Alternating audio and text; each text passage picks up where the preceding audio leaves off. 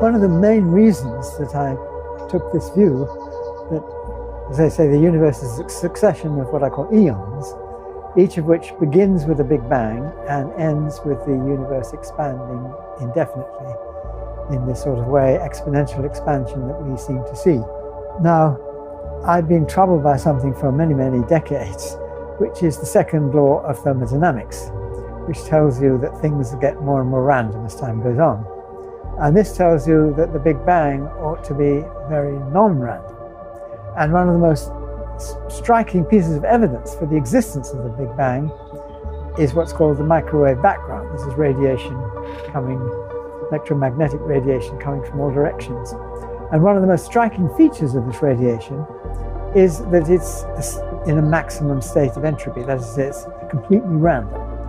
So it's a sort of puzzle. Where does all this non-randomness come if we're just presented with randomness? And I came to the conclusion that it has to be in gravity. That gravity has not been taking part in this. It's somehow set at a very low value. The entropy is very low right at the beginning.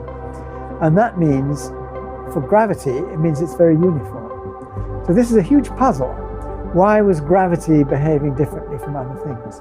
And I worried about this for a long time, thinking that some kind of quantum gravity would have to be a very time asymmetrical theory, and that didn't work very well. Until I hit on this idea that the very remote expansion, this exponential expansion, expands and expands and expands, it gets colder and colder and colder and less dense, and black holes, being the most important things around, eventually evaporate away by Hawking evaporation. It just eventually turns into radiation. There's nothing left, except it's all spread out.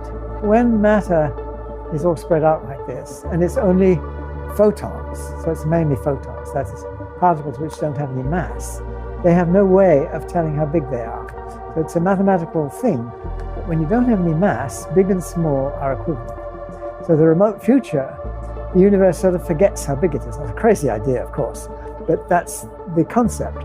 It doesn't really know how big it is. And what about the Big Bang? You see, the Big Bang is the opposite. It's really hot and very dense and everything like that. And you think, what could be more different? But when you look at it carefully, you see the very hot particles running around, because they're moving around so fast, whatever mass they have, it doesn't even count.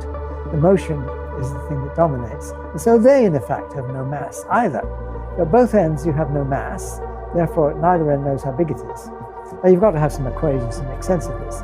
But the idea is the expanded previous eon, as I call it, becomes our Big Bang. Now, you have to make equations to make that make sense. This is the part that people have great trouble swallowing because it looks so different.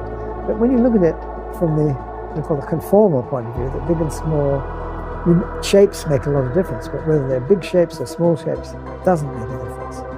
And that means, from that perspective, the remote future looks like a Big Bang. So it explains this puzzle I had of the second law of thermodynamics. And I don't think of any other theory I've seen that explains it.